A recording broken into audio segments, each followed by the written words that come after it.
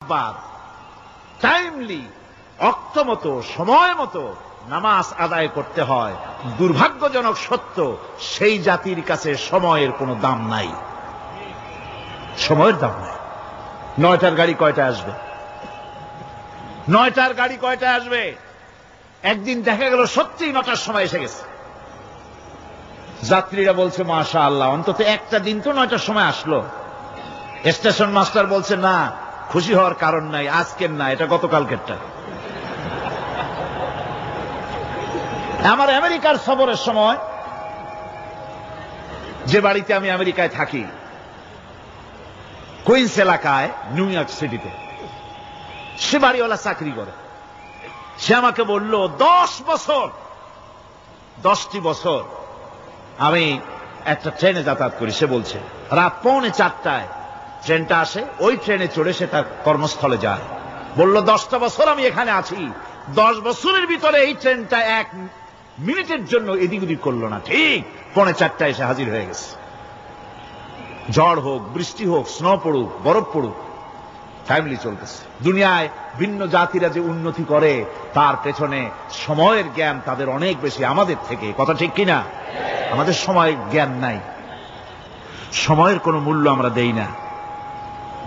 2টার সময় মিটিং হবে, মন্ত্রী সাহেব আসেন 5টার সময়, ঠিক কিনা? বক্তৃতার জন্য সময় দেওয়া হয়েছে 20 মিনিট, নাহমাদু ওয়া নুসাল্লি আলা কইয়া সুর দিয়া 35 মিনিট গেছে নাহমাদু কইতে কইতে। সময় 20 মিনিট, তা তার মনেই নেই। এই যে সময়ের জ্ঞান নাই, এটা ব্যর্থতা। নামাজ মানুষকে সময়ের জ্ঞান শিখায়। কোন আলহামদুলিল্লাহ। এই সময়ের জ্ঞান আমাদেরকে শিখতে হবে। এবার আমি আপনাদের সামনে বলতে চাই, আল্লাহর নবী জনাবে মুহাম্মদ রাসূলুল্লাহ সাল্লাল্লাহু আলাইহি ওয়াসাল্লাম নামাজের ব্যাপারে কি বলছেন। এতক্ষণ তো আল্লাহর কথা শোনালাম, কার কথা শোনাইছে? আমার আল্লাহর নবী বলেন, নবীকে প্রশ্ন করা হলো, ইয়া রাসূলুল্লাহ আইয়ু শাইইন আহাব্বু ইনদাল্লাহি ফিল ইসলাম, ইসলামের মধ্যে আল্লাহর কাছে কোন জিনিসটা বেশি প্রিয়? আল্লাহর কাছে ইসলামের কোন জিনিসটা বেশি প্রিয়? হুজুর বললেন, as-সালাতু লিওয়াক্তিহা, মান তারাকা সালাতান ফালা দীন লাহু ওয়াস-সালাতু ইমাদুদ্দিন। আল্লাহর কাছে সবচাইতে বেশি প্রিয় হচ্ছে নামাজ। সবচাইতে প্রিয় কি? নামাজ। ওয়াক্তমতো নামাজ আদায় করা আল্লাহ পাকের বেশি প্রিয়। আর এই নামাজ হচ্ছে দ্বীনের খুঁটি। এটা দ্বীনের কি? খুঁটি। এই যে খুঁটিগুলো আছে, খুঁটিগুলো ফালাই দিলে তারপর আপনার এই প্যান্ডেল থাকবে? থাকবে না। বিল্ডিং এর পিলার ভেঙে দেন, বিল্ডিং টিকবে? ঘরের খুঁটিগুলি উড়ায় ফেলেন, ঘর টিকবে? টিকবে না। দ্বীনের খুঁটি হচ্ছে নামাজ। লা দীনা লিমান লা সালাতা লাহু, যার কাছে দ্বীন নাই, যার কাছে নামাজ নাই, তার কাছে কি নাই? দ্বীন নাই, ঈমান নাই। আল্লাহর নবী বলেছেন, ওয়ান জাবির রাদিয়াল্লাহু তাআলা আনহু قال قال رسول الله صلى الله عليه وسلم بين العبد وبين الكفر ترك الصلاة।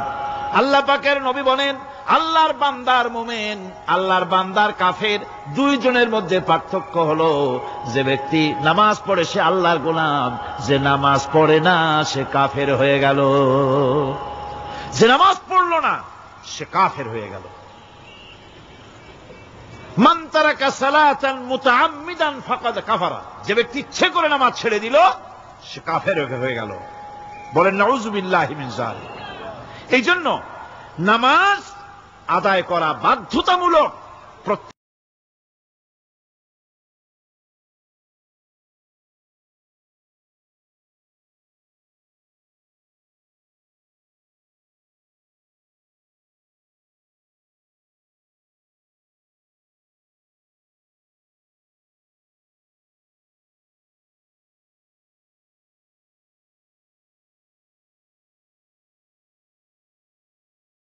মুসলমানের জন্য রাসূল করিম সাল্লাল্লাহু আলাইহি ওয়াসাল্লাম একটা দৃষ্টান্ত দিয়েছেন। কারো বাড়ির সামনে যদি একটা নাহার থাকে, একটা পুকুর থাকে, একটা খাল থাকে প্রবাহিত, এতে যদি ওই বাড়িওয়ালা দৈনিক 5 বার গোসল করে, তাহলে তার গায়ে কি কোনো ময়লা থাকে? হুজুর, সাহাবীরা বললেন, না হুজুর, থাকে না। হুজুর বললেন, এটাই হলো নামাজের দৃষ্টান্ত। 5 ওয়াক্ত নামাজ যে আদায় করবে, সে গুনাহ থেকে আল্লাহ পাক তাকে পবিত্র করে দিবেন। সুবহানাল্লাহি ওয়া বিহামদিহি। আমার ভাইয়েরা, নামাজ পড়লে পরে এক জুমা থেকে আর এক জুমা পর্যন্ত মানুষ যে সমস্ত গুনাহ করে, কবিরা গুনাহগুলি বাদে, শিরক আর কবিরা গুনাহগুলি বাদে যত গুনাহ আছে তার কাফারা হয়ে যায়। নামাজ যে সঠিকভাবে আদায় করবে, এই নামাজটা একটা কঠিন কাজ। নামাজটা কি কাজ? কে বলতেছেন এ কথা? আল্লাহ পাক। ওয়া ইন্নাহা লাকাবীরাতুন ইল্লা আলাল খাশিঈন। নামাজ একটা ভারী জিনিস, একটা কঠিন জিনিস। কাদের জন্য কঠিন নয়? যারা নাকি আল্লাহ পাককে ভয় করে। আল্লাযীনা ইয়াযুন্নুনা আন্নাহুম মুলাকু রাব্বিহিম ওয়া আন্নাহুম ইলাইহি রাজিউন। যারা নাকি একথা মনের ভিতরে ধারণা করে যে আল্লাহ রাব্বুল আলামিনের দরবারে আমার হাজির হওয়া লাগবে, মোলাকাত করা লাগবে, এই চিন্তা যারা করে তাদের জন্য নামাজ মোটেই কষ্টকর নয়, নামাজ মোটেই তাদের জন্য অসহনীয় নয়, বোঝা নয়, ভার নয়। তারা নামাজ আদায় ঠিকই করবে। এই জন্যে বিবি বাল বাচ্চা সকলকে নামাজের জন্য তাগিদ করতে হবে। যত ভাই এখানে এসেছেন নিজেরা পড়বেন, বিবি বাল বাচ্চাকে তাকিদ করবেন। আল্লাহ পাক বলছেন وَأَنذِرْ عَشِيرَتَكَ الْأَقْرَبِينَ। তোমার নিকটবর্তী যারা আছে তাদেরকে তুমি আল্লাহর ভয় দেখাও। নামাজের জন্য তাদেরকে বলো, আল্লাহর ভয় তাদের অন্তঃকরণের মধ্যে সৃষ্টি করে দাও। আর এই নামাজ পড়তে হবে জামাতের সাথে। নামাজ পড়তে হবে কিছুর সাথে? জামাতের সাথে। রাসূল করিম সাল্লাল্লাহু আলাইহি ওয়াসাল্লাম বলছেন, হুজুরের কাছে, আল্লাহর নবীর কাছে হযরতে আবু হুরায়রা রাদিয়াল্লাহু তাআলা আনহু হাদিসটি বর্ণনা করেছেন। হুজুরের কাছে একজন অন্ধ লোক এলো। সেই অন্ধ লোক এসে বললেন, হুজুর আমি তো চোখে দেখি না, জামাতের যে গুরুত্বের কথা আপনি বললেন, আমাকে কি রুখসত দেওয়া যায় নাকি? আমি অনেক সময় সাথী সঙ্গী পাই না, আমাকে কি রুখসত দেওয়া যায় নাকি? হুজুর বললেন, হ্যাঁ তোমাকে রুখসত দেওয়া গেল। অন্ধ যখন হেঁটে যাচ্ছিলেন, নবীজি তাকে আবার ডাকলেন, ডেকে জিজ্ঞেস করলেন, অন্ধ, নামাজের মসজিদের আজান কি তোমার কানে যায়? বলে, হ্যাঁ আমি আজান শুনি। হুজুর বললেন, আজানের জবাব দিবা, মসজিদে এসে জামাতে নামাজ পড়বা। একজন অন্ধকে রুখসত দেওয়া হয় নাই। মসজিদে আজান শোনার পর ঘরে বসে যদি নামাজ আদায় করেন, নামাজের হক আদায় হবে না। হুজুর সাল্লাল্লাহু আলাইহি ওয়াসাল্লাম বলেছেন, মসজিদে আজান হওয়ার পর যে ব্যক্তি ঘরে বসে নামাজ পড়ে, আমার ইচ্ছা হয় ঘরটা আগুন দিয়ে জ্বালায় দেই। কে বলতেছেন? রাহমাতুল লিল আলামিন বলতেছেন।